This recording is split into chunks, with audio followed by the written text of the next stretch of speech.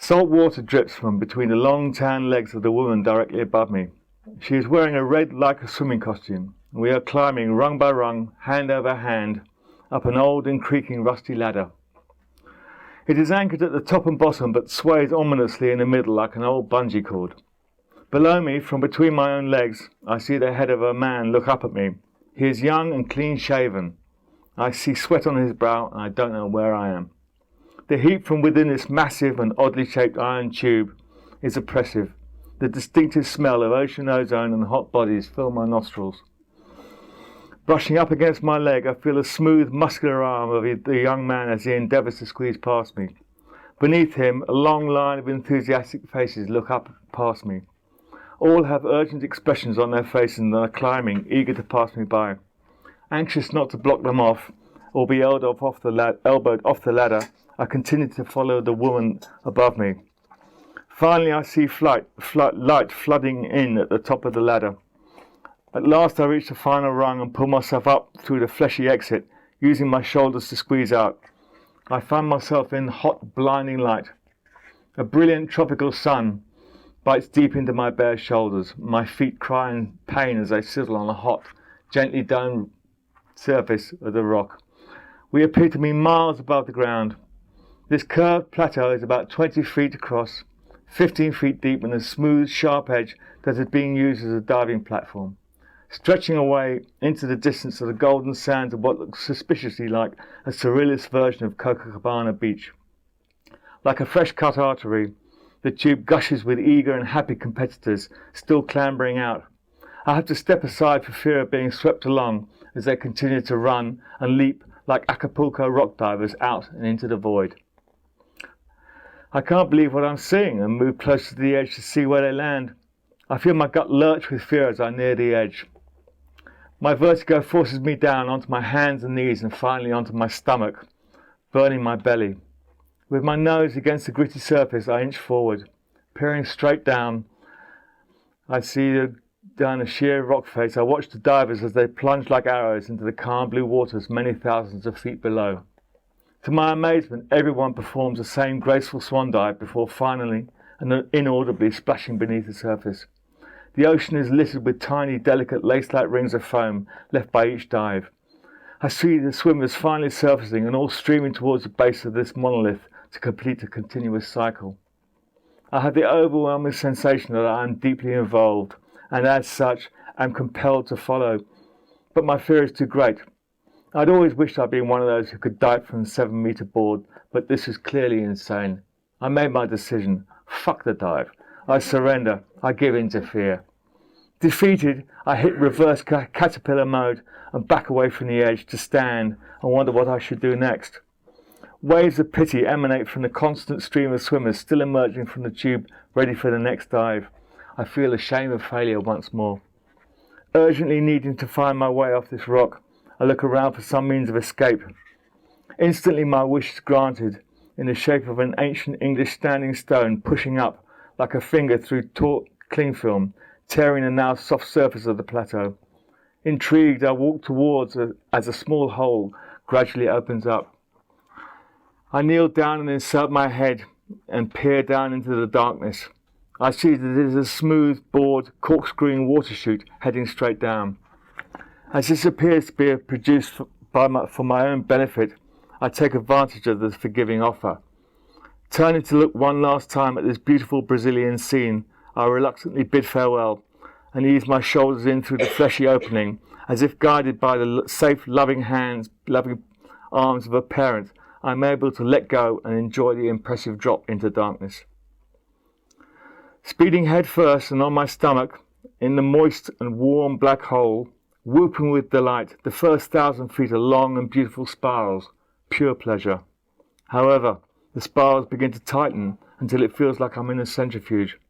Delight turns to dizziness and fear. I've been in here too long, fallen too far. I'm so confused I wonder when it will end. Finally and thankfully, the spiral unwinds and levels off, leaving me ready for the climactic wet slap of the plunge pool. Instead of which, I'm ejected from the tube and land roughly on an old, worn and dusty carpet. I've winded myself and grazed my knees and elbows. Deeply confused and irritated that I have somehow transported myself away from the tropical beaches of Brazil, I look around my new and dismal surroundings. I have landed in the very image of English domestic ruin. I roll onto my back and look up at the cracked and web-strewn ceiling.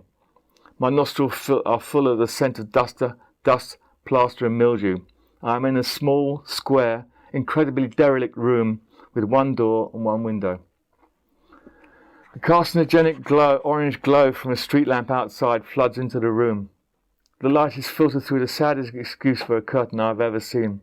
A simple torn and rusty, dusty rag nailed crudely with bent screws into a rotting door frame.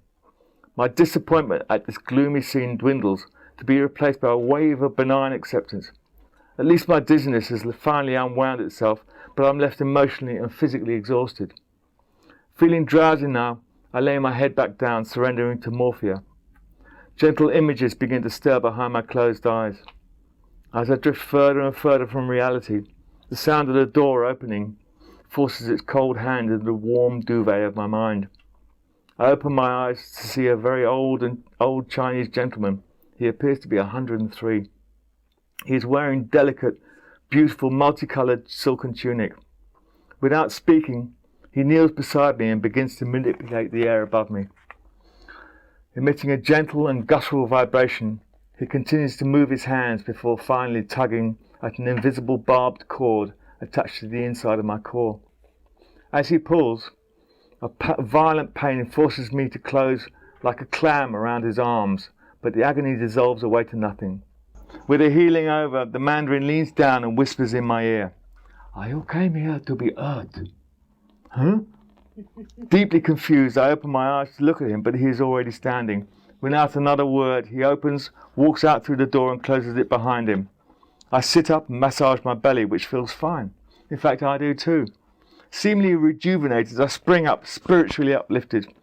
As I reach for the door to explore the next scene, I notice that I am now fully clothed, which is odd. Maybe it is a dream. None the wiser, I open the door. And through the door is a large and busy Chinese restaurant, and to my equal amazement, I see a large round table with some of my very best friends sitting around it. "Hey guys, great to see you all. Jane, great to see you too. We're about to leave. We're all going stargazing. You want to come?" "Hell yes." With that, I follow them out to the restaurant and to the back of Tim's old battered Renault. Warm and secure, I relax into the journey. Feeling safe at last, I gaze out of the window and watch the workers drip into Portland Place Tube. I found myself remembering the dread years of working and how empty my life had been. Not like now, here in the secure confines of this car, surrounded by my friends. I turn to Mike and say, "It's really great to see everyone. I've really missed you all." "Yeah, fantastic to see you too, Jane." But as he replies, his face shifts momentarily to the old Chinese healer. Without thinking, I quickly ask, "What do you mean, ert?" "It's the opposite of inert, Jane," he replies. Of course, I see." We turn left round Nash Terrace and back across the Euston Road and into Regent's Park. Perturbed now, I see we have grass beneath our wheels instead of tarmac, and we appear to be climbing. Strange, now it appears to be more like Primrose Hill, not Regent's Park at all. Odd that. Never mind. As I turn to look back over my shoulder at the receding view of North London, I notice we are indeed now climbing. Finally, we crest the summit of a small car park. With the gravel clattering in the wheel arches, we pull up and outside a large green-domed observatory. Everyone heads off towards the imposing gates while I hang back, shivering in the cold night air. I look across the city skyline, wondering all the while when they had built this observatory and how come I hadn't heard of it or ever seen it before. I turn to follow my friends in, but my attention is drawn away by the sound of a beautiful choir somewhere off in the distance. I look around, but unable to detect the source of the song. Instinctively, I walk towards the music, and that's when I notice a shallow pitched roof rising out of the ground like a giant mushroom. Even more intrigued, I walk up to the edge of the roof to find that it isn't growing out of the ground, but it appears to have simply been dropped into a pre-dug hole up to its gutters. This is clearly no municipal parks building. The singing voices are definitely coming from within though. Now I need to see what's happening, so I search for a door. Tracing around the edge of the grass-fringed hole, I find a wooden staircase made from very new and unseasoned, roughly hewn timber, leading straight down to an entrance some 8 feet below. My need to know pushes me on. And once down and through the door, I smell incense burning and feel heat coming from behind a half-drawn curtain, behind which is a harmonious chorus that feels almost tangible. Pulling the cloth aside, I peer in and am surprised to see that the room is in fact a broad and shallow circular pit, about 15 feet deep and 30 feet in diameter, with a wrought iron staircase hugging the inside of the wall. At the bottom, standing in concentric circles, are a group of some 40 hippies, with concentrated and warm expressions on their face. They are directing their song to a small round wooden table, on which is an equally small oblong box. I feel light-headed with the heat generated from the fervour of the psychedelic gathering. The entire building seems to vibrate in sympathy with the general emotion of their song. It rises up from the floor, growing ever stronger and louder and more beautiful by the second. My mind and memory begin to hum with the electricity coursing through the room. I continue down the staircase, feeling ever more thrilled and excited by what I'm witnessing. Struggling to see clearly what's going on, I cross the floor, squeezing behind the people to try to get a better view. I get held up and try to peer over the shoulders of the man in front of me.